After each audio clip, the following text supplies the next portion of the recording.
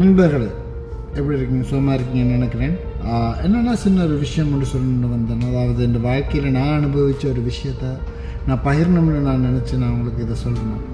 என்னென்னா, நாங்கள் இப்போ ஒரு பாரம் ஒன்று தூக்குறேன்னு சொல்லுவேன். அதாவது நாங்கள் ஒரு பொதி ஒன்று தூக்குறோம். எங்களோட கையில் நம்ம ஒரு பொதி ஒன்று தூக்கிட்டு இருக்க போக்குள்ள எங்களோட கை ஒரு பாயிண்டில் நாங்கள் தூக்கிட்டே இருக்க போல ஒரு பாயிண்டில் எங்களோட கை வந்து ஒரு வலி ஒன்று உண்டாகும். அந்த வலி வந்ததுக்கு பிறகு எங்களுக்கு ஒரு பாயிண்டில் அந்த பொதியை நாங்கள் கை மாற்றி நாங்கள் தூக்க ட்ரை பண்ணுவோம். ஸோ ஒரு பாயிண்டில் இயலாத ஒரு பட்சத்தில் நாங்கள் என்ன செய்வோம், அந்த பொதியை நாங்கள் இறக்கி வச்சிருவோம். இல்லைன்னு சொன்னால் அந்த பொதியில் எதுவும் வேல்யூ ஒன்று இல்லைன்னு சொன்னால் அதை வீசி விடுவோம். அதை நாங்கள் கண்டினியூவாக கொண்டு போக மாட்டோம். அதில் ஏதாவது வேல்யூ ஒன்று இருக்குன்னா கை வலிச்சாலும் பரவாயில்ல, முள்ள தூக்கிட்டு போவோம். அதில் ஏதாவது ஒரு வேல்யூ இருக்குதுன்னு எனக்கு தெரியறனால.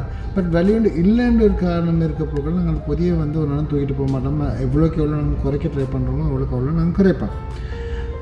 அது நார்மலாக நாங்கள் ஒரு ஃபிசிக்கலாக ஒரு ஐட்டமோட தூக்க போகல அதுதான் நாங்கள் செய்வோம். ஆனால் நாங்கள் இப்போ மனசில் நிறைய பொதிகளை தூக்கிட்டு இருக்கோம். அதாவது நாங்கள் மனசில் தூக்குற இந்த பொதிகள் வந்து சில சுமைகள், அதாவது சுமைகளை தூக்கிட்டு போவோம். அதாவது குடும்பம்னு சொல்லுவோம். அப்படி நிறைய பொதிகள் இருக்குது. ஸோ சில பொதிகள் எங்களுக்கு தூக்கி வீச முடியாது. அது ஏன்னு சொன்னால் வாழ்க்கையில் அந்த பொதிகள் ரொம்ப முக்கியமாக இருக்கும். ஆனால் சில பொதிகள் நாங்கள் தூக்கிட்டு இருக்கோம். உண்மைக்கு சொல்லப்போனால் அந்த பொதிகளில் என்ன யூஸ் இருக்குது, இல்லாட்டி அதில் என்ன வேல்யூ இருக்குதுன்னு சொல்லி எங்களுக்கே தெரியாது. அது தூக்கிட்டு அப்படியே கொண்டு போயிட்டே இருக்கோம்.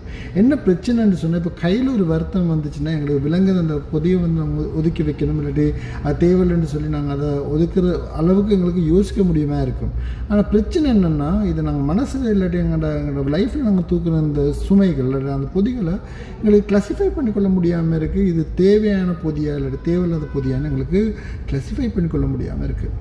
ஸோ நான் என்ன சொல்ல வரேன்னா, கிளாஸிஃபை பண்ணிக்கோங்க. அதாவது நீங்கள் தூக்குற இந்த சுமை வந்து யோசிச்சு பாருங்கள். அந்த சுமை கட்டாயம் உங்களோட வாழ்க்கைக்கு அத்தியாவசியமான ஒரு விஷயமாண்டு யோசிங்க.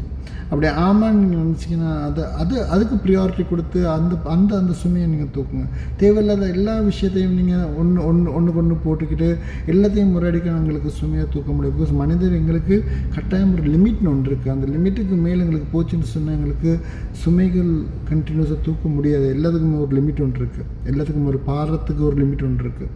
ஸோ சில நேரம் நாங்கள் சுமைகளை ஓவர்லோட் பண்ணிட்டோம்னு சொன்னால் எங்களுக்கு கண்டினியூவாக சந்தோஷமாக நிம்மதியாக கொண்டு போக முடியாது. எங்களோட லைஃப் மட்டும் இல்லை, எங்களோட இருக்க சுற்றுச்சூழலில் இருக்க மற்றவங்க, அதாவது எங்களோட ஒன்றா இருக்க நபர்களோட லைஃப்பும் சந்தோஷமாக இருக்காது.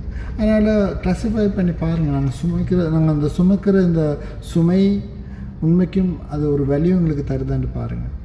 தருதுன்னு சொன்னால் கண்டினியூ பண்ணுங்கள், இல்லைன்னு சொல்ல ஒதுக்கி வைங்க.